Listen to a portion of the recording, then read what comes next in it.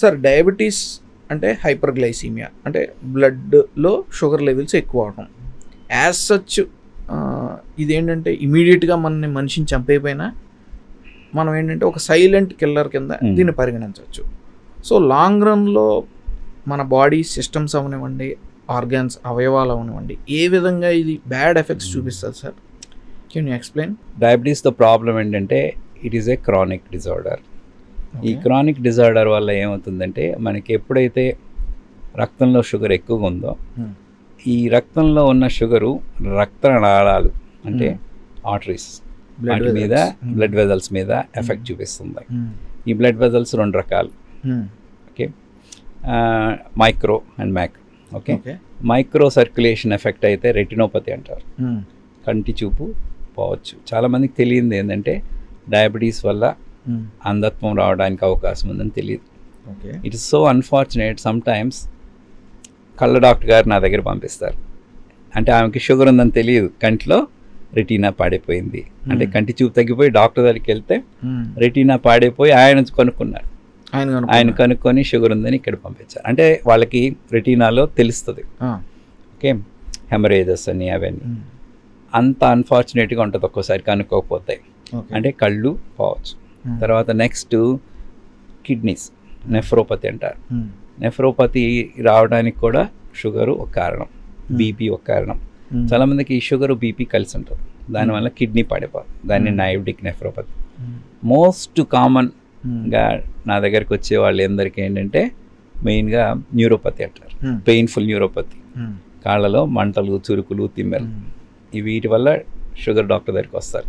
Otherwise they won't care. ఈ మంటలు, చురుకుల వల్ల వాళ్ళకి తెలియదు ఏంటంటే డయాబెటీస్ వల్ల వచ్చిందని పాపం తెలియదు. వాళ్ళకి తెలియాల్సింది ఏంటంటే ఫస్ట్ దేనికైనా డయాబెటీస్ కంట్రోల్, అది న్యూరోపతి. తర్వాత ఈ లార్జ్ వెసల్ డిసీజ్ వచ్చేటప్పటికి సివిఏ అంటే స్ట్రోక్ అంటారు, అంటే బ్రెయిన్కి ఎఫెక్ట్ అయ్యి పక్షవాతం రావచ్చు. One of the risk factors for పక్షవాతం or stroke is diabetes, hypertension. ఇవి రెండు కలిసి ఉంటాయి. తర్వాత నెక్స్ట్ వచ్చేటప్పటికి కొలెస్ట్రాల్. ఒక కవి గారు చెప్పారు, భారతీయులందరూ బిఎస్సీలు అయిపోతున్నారంటే, అంటే అందరూ గ్రాడ్యుయేట్స్ అవుతున్నారంటే కాదు, బీపీ, షుగర్, కొలెస్ట్రాల్ ఎక్కువ. అంటే ప్రతి ఒక్కరికి బీపీ, షుగర్, కొలెస్ట్రాల్ అయిపోతుంది కాబట్టి ఆటోమేటిక్గా బిఎస్సీ అయిపోతున్నారు. ఈ మూడిటి వల్ల చాలా ప్రాబ్లమ్స్ వస్తాయి, హార్ట్ అటాక్స్. ఇప్పుడు నేను హాస్పిటల్కి వెళ్తే ఎక్కువ మంది హార్ట్ అటాక్ వచ్చిన వాళ్ళకి హెచ్బిఎన్సీ చూస్తే వాళ్ళ హెచ్బిఎన్సీ ఇప్పుడు మామూలుగా మన గుడ్ కంట్రోల్ అనుకుంటే బిలో 7 ఉండాలి. అక్కడ నేను చూసిన వాళ్ళందరికీ 10, 11, 12 ఉంటుంది హార్ట్ అటాక్స్ వచ్చిన వాళ్ళందరూ. నేను వెళ్తుంటాను కాబట్టి మనం తెలుసుకోవాల్సింది ఏంటంటే షుగర్ని కంట్రోల్ చేసుకోకపోతే కళ్ళు, కాళ్ళు, మూత్రపిండాలు, గుండె, మెదడు. ఇంకా నెక్స్ట్ బ్యాడ్ థింగ్ ఏంటంటే నీకు తెలిసాం డయాబెటిక్ ఫుట్ ఇన్ఫెక్షన్స్. ఈ ఫుట్ ఇన్ఫెక్షన్ రావడానికి కారణం ఏంటంటే మొదటిది రక్త ప్రసారం తగ్గిపోవడం, రెండోది స్పర్శ తగ్గిపోవడం. స్పర్శ తగ్గిపోయి కాళ్ళకి స్పర్శ లేకపోవడం వల్ల పుండు పడుతుంది. ఆ పుండు వాళ్ళకి పాపం స్పర్శ లేదు, నొప్పి లేదు కదా. ఎప్పుడైనా నొప్పి లేకపోతే యాక్చువల్లీ గుడ్ సిగ్నల్ బాడీకి మన పెయిన్ మెకానిజం అనేది చెప్తుంది, అలారంల కింద రెడ్ ఫ్లాగ్ చెప్తుంది. ఆ పెయిన్ లేకపోతే ఇంకా చాలా డిజాస్టర్స్ జరుగుతాయి sir. Pain is a protective phenomena. నా దగ్గరకు వచ్చిన వాళ్ళు ఉన్నారు, అంటే వాళ్ళకి సివియర్ న్యూరోపతి, ఆ మేక్ గుచ్చుకొని అట్లాగే నడుచుకుంటూ వచ్చిన వాళ్ళు ఉంటారు. అంటే ఏంటంటే దే డోంట్ ఫీల్ పెయిన్, అంటే నమ్నెస్. అందుకని మా దగ్గరకు వస్తే diabetologist we start with feet. కాళ్ళు ఎట్లా ఉన్నాయి, కాళ్ళలో మంటలు, చురుకులు, తిమ్మెల. First we have to see the feet because we want to prevent amputation. They say that every minute 1 or 2 people are getting amputated throughout the world. That's very bad. So we can prevent amputation by proper foot care. కాళ్ళు జాగ్రత్తగా చూసుకోవాలి. కాబట్టి ఈ sugar వల్ల ఇన్ని సమస్యలు ఉన్నాయి, అవన్నీ రాకుండా ఉండాలంటే మనం బాగా కంట్రోల్లో ఉంచుకోవాలి. కాకపోతే ఏంటంటే ఇప్పుడు షుగర్ రాగానే ఇవన్నీ రాకపోవచ్చు. కాకపోతే చాలా ట్రయల్స్లో చేసింది ఏంటంటే if you can control your blood sugar, బాగా చక్కగా కంట్రోల్ చేసుకుంటే ఈ కాంప్లికేషన్స్ అంటే ఈ ప్రాబ్లమ్స్ అన్నీ నివారించవచ్చు. ఇంకొకటి ఏం చెప్తున్నారంటే నీకు షుగర్ రాగానే నువ్వు కనుక నీలాగా షుగర్ బాగా కంట్రోల్ చేసుకుంటే లెగసీ ఎఫెక్ట్ అంటారు. అంటే ఫస్ట్ షుగర్ రాగానే కనుక మనం చాలా జాగ్రత్త తీసుకొని చాలా చక్కగా కంట్రోల్ చేసుకుంటే దానివల్ల ఈ కాంప్లికేషన్స్ రావని చెప్తున్నారు. ఓకే. అంటే ఏంటి, ఇప్పుడు మనం మంచి కార్ కొనుక్కున్నాం, ఆ కార్ని చక్కగా మెయింటైన్ చేస్తే ఎక్కువ రోజులు పనిచేస్తుంది. అందుకని బాగా డ్యామేజ్ అయిపోయిన కారుని తీసుకెళ్ళి బాగు చేయమంటే ఏం చేయలేరు. అందుకని మనం గుర్తుపెట్టుకోవాల్సింది ఏంటంటే, నా ఫోకస్ అంతా ఇందాక చెప్పావు యంగ్ డయాబెటీస్, 30 yearsకి డయాబెటీస్ వచ్చేస్తుంది. ముఖ్యంగా దీన్ని ఏమంటారంటే సాఫ్ట్వేర్ డయాబెటీస్ అంటారు. సాఫ్ట్వేర్ చేసే వాళ్ళకి పాపం వాళ్ళకి స్ట్రెస్ ఎక్కువ, యాక్టివిటీ ఉండదు, ప్లస్ ఫుడ్ ఈజ్ సర్ప్లస్.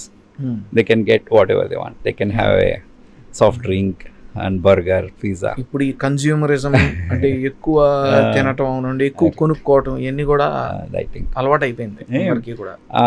వాళ్ళకి నేను I will tell them to concentrate more, because if you are a diabetic at 30 years, if you think your life expectancy is 90 years అనుకుందాం ఊరికనే, so he has to take care 60 years. That's a lot of time. అందుకని నేను ఎక్కువ stress చేస్తాను వాళ్ళకి, ఎందుకంటే I concentrate more on these people to prevent complication, because ఈ duration of diabetes is plays a role in complications irrespective of control. కాబట్టి వాళ్ళు కనుక ఎంత బాగా కంట్రోల్లో ఉంచుకుంటే అంత బాగా లాంగివిటీ పెరుగుతుంది, లైఫ్ స్టైల్ బాగుంటుంది. కాబట్టి నా ఫోకస్ అంతా young people who are becoming diabetic.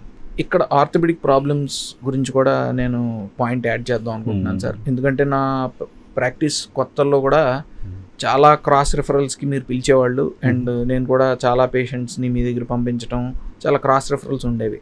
ఈ ఆర్థోపెడిక్ ప్రాబ్లమ్స్ వచ్చేటప్పుడు కూడా ఫ్రోజన్ షోల్డర్ ఉంటే కనుక వాళ్ళు ఫస్ట్ దే యూజ్ అంటే వాళ్ళు కంప్లైంట్ ఇంకా భుజం నొప్పి వస్తుందండి, భుజం కదిలించలేకపోతున్నాం అని చెప్పి మా దగ్గరకు వస్తారు. వాళ్ళకి సింపుల్ అదే ఈ బ్లడ్ షుగర్ లెవెల్ చూస్తే కనుక ఆల్మోస్ట్ ఒక 30 to 40% మెంబర్స్కి అప్పుడు డయాబెటీస్ అనేది డిటెక్ట్ అవ్వడం జరుగుతుంది.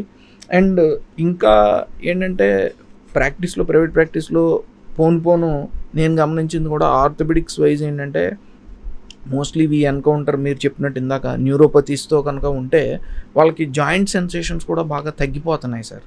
తగ్గిపోతే కనుక వాళ్ళకి ఆ జాయింట్లో ప్రొటెక్షన్ మెకానిజం అనేది తగ్గిపోయి కార్టిలేజ్ అనేది వేర్ అండ్ టేర్ అవుతుంది, అండ్ నీ ఆస్టియోఆర్థరైటిస్ అంటే మోకాలు అరుగుదల పెరుగుతుంది, అండ్ యాంకిల్ ఆర్థరైటిస్ అంటే they end up with Charcot's joints అంటాం, సివియర్ ఆర్థరైటిస్. అసలు వాళ్ళకి సెన్సేషన్ కూడా ఏం పెద్ద నొప్పి కూడా వాళ్ళు తెలియదు సార్. అండ్ దీంతోపాటు చాలామంది ఈ టెండినోపతీస్ అంటున్నాం కదా సార్, అంటే బేసికల్లీ ఆ బ్లడ్ లెవెల్స్ ఆఫ్ షుగర్ ఎక్కువ అవటం వల్ల దట్ ఎక్సెస్ షుగర్ బ్లడ్లో ఉన్నది మన తంతు కణజాలం అంటే ఫైబ్రస్ టిష్యూస్లోకి వెళ్ళి డిపాజిట్ అవటం, మజిల్స్లో డిపాజిట్ అవటం, టెండాన్స్లో డిపాజిట్ అవటం, ఎక్కడికక్కడ టెండన్స్లోను ఆ జాయింట్స్ అరౌండ్ పెయిన్స్ ఇవన్నీ కూడా చెప్తూ ఉంటారు.